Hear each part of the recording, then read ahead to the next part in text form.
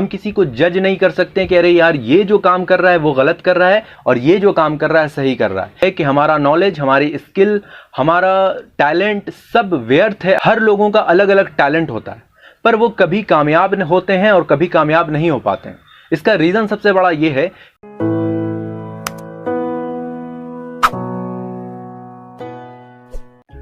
हम सब के अंदर कोई ना कोई टैलेंट होता है, कोई ना कोई प्रतिभा होती है, क्योंकि ऊपर वाले ने किसी को भी यूं ही बेकार में नहीं बनाया। सबके अंदर कुछ ना कुछ प्रतिभा होती है, कुछ ना कुछ यूनिकनेस होती है।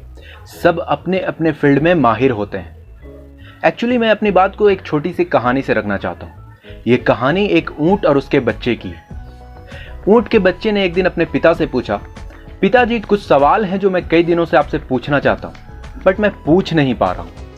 तो पिताजी ने बोला कि ठीक है बेटा, पूछो, अगर मुझसे बन सका तो मैं उसका जवाब दूंगा। ऊंट के बच्चे ने अपने पिता से पूछा, पिताजी हमारे पीठ के ऊपर ये कुबड़ क्यों है?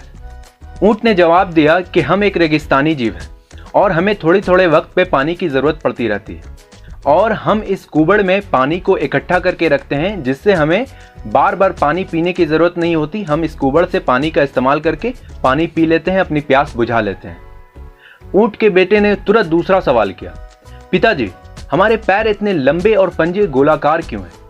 ऊंट ने जवाब दिया, बेटा ऐसा है कि हम पहले ही तुमको बता चुके हैं कि हम एक रेगिस्तानी जीव हैं और हमें रेत में चलना पड़ता है और रेत में चलने के लिए हमारे पंजे हमें बहुत ही मदद करते हैं। अगर हमारे पंजे गोलाकार ना होते और लंबे ना हो तो हमें चलने में बहुत परेशानी होगी।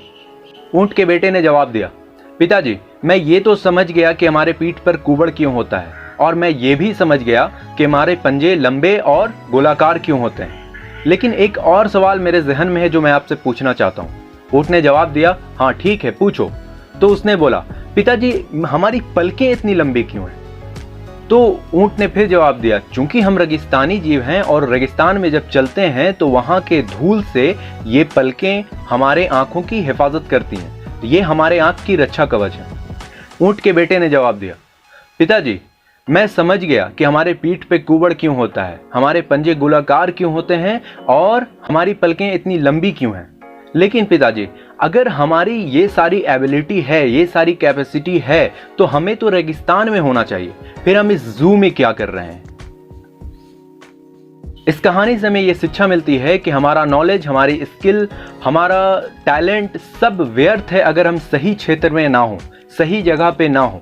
हर किसी का अपना अपना एक यूनिक टैलेंट होता है। हम किसी को जज नहीं कर सकते कि अरे यार ये जो काम कर रहा है वो गलत कर रहा है और ये जो काम कर रहा है सही कर रहा है। कई बार आप अपने लाइफ में आसपास में देखेंगे, जो लोग जॉब में हैं वो कहते हैं कि यार मैं कहाँ आ गया, मेरा तो कुछ अलग ही टैलेंट था। तो कहीं आप भी अपने जू में तो नहीं है? आपको जंगल में रहने की जगह जू में तो नहीं है? आप रेगिस्तान की जगह कहीं जू में तो नहीं रह रहे हैं? ये चीज़ पे गौर कीजिए। हर लोगों का अलग अलग टैलेंट होता है, पर वो कभी कामयाब होते हैं और कभी कामयाब नहीं हो पाते हैं। इसका रीज़न सबसे बड़ा ये है कि अगर वो सही क्षेत्र में होते हैं तो कामयाब हो जाते हैं और अगर सही क्षेत्र में नहीं होते हैं तो नाकामयाब हो जाते हैं। अपने अंदर के टैलेंट को पहचानें और अपने टैलेंट के हिसाब से, अपनी स्किल के हिसाब से, अपने नॉलेज के हिसाब से अपना कैरियर चूज़ करें। इससे हमें यही पता चलता है कि अगर हम सही जगह पे नहीं हो तो हमारा सारा टैलेंट, सारी स्किल, सारा नॉलेज व्यर्थ है। अगर वीडियो पसंद आए तो ज़रूर से अपने दोस्तों के साथ शेयर करें। मैं सब्सक्राइब करने के लिए नहीं कहूँगा, क्योंकि अगर आपको अच्छा लगे तो सब्सक्राइब कर सकते हो, अगर ना लगे तो मत करना, लेकिन लाइक ज़रूर से करके जाना। Thank you so much.